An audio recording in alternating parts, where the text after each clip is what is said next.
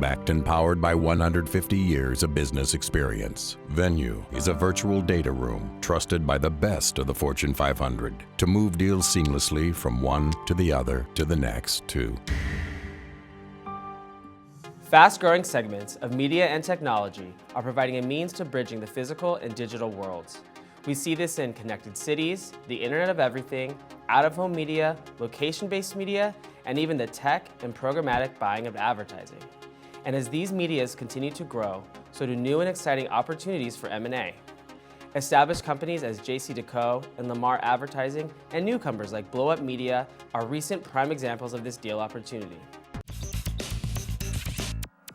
Welcome to today's installment of Merger Talk. My name is Daniel Perez, and I'm the Director of Business Strategy for Venue, R.R. Donnelley's virtual data room platform and deal solution suite.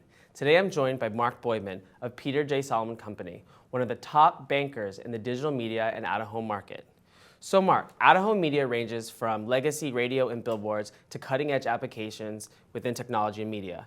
Can you talk a little bit about the sector and kind of what you're seeing as far as growth opportunities? Sure. So when we think about out-of-home media, we define it much broader than billboard companies. We think of it as anywhere there's a screen. So you can think of it as in the seat backs of taxis, elevators, shopping malls, bars, restaurants. So it's anywhere there's a physical space. And we define out-of-home quite broadly to include all the hardware and software providers that service those companies. And when we think of out-of-home, we also think of retail. So when you think of shopping malls or retail stores, there's media and technology that's outside of your home in a retail store, whether it's digital menu boards or the screens, even the point of sale terminals. There's all media capabilities today. Okay. So with such a fast evolving sector, is it hard for legacy companies to succeed? They are adapting and evolving. So when we think of the out-of-home media companies, and you mentioned JCDecaux and Lamar, Outfront, Clear Channel, these companies are focused on more than just billboards today. They're focused on providing all media outside of your home and technology, and the technology is what's differentiating themselves. It's a competitive advantage for them, but it's also, as they evolve into locations, they're no longer just providing a shot. It's video content, it's actual real content, it's not just advertising. So you think stories, when you're in the airport, you might see a story that's sponsored by an advertiser. That's still out-of-home media. And the opportunities are huge. It's a small part of the overall advertising dollar bucket. If you think of the overall advertising in the United States, it's $180 billion. Yeah. If you think of out-of-home media or out-of-home advertising, it's only about $7 to $7.5 billion today. But the possibilities of growth are endless because as other media channels are having a harder time to aggregate an audience, as younger people are no longer watching television the way they used to, for example, they're going to migrate those dollars to where they can aggregate an audience, and that's in the physical world. Mobile phones are driving that. So taking valuations into consideration, how are valuations actually affecting deal activity? And are there any areas within the sector that are attracting premiums? Sure. So there's actually a lot of activity in this sector right now. Billboard companies are selling assets, billboard companies are buying assets, but you also have on the digital side, pure digital out-of-home companies that are consolidating.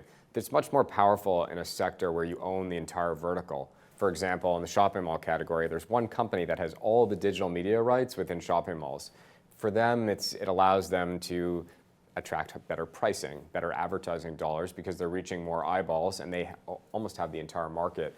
I think we're going to continue to see consolidation, and that's driving the values. But what's really interesting is that recently, and this was about a year and a half ago, Outfront, which was CBS Outdoor, and Lamar converted into REITs. And when they did that, there was a real difference in terms of valuation multiples that are ascribed to outdoor media companies versus real estate assets or REITs. And so by converting into REITs, they were able to see a much higher multiple, or at least ascribe to a higher multiple of where REITs generally trade. Because media companies tend to trade in the 10 times area, REITs tend to trade in the mid-teens. And so by converting into REITs, their comps or comparable companies ended up being higher trading real estate investment trusts versus traditional media companies.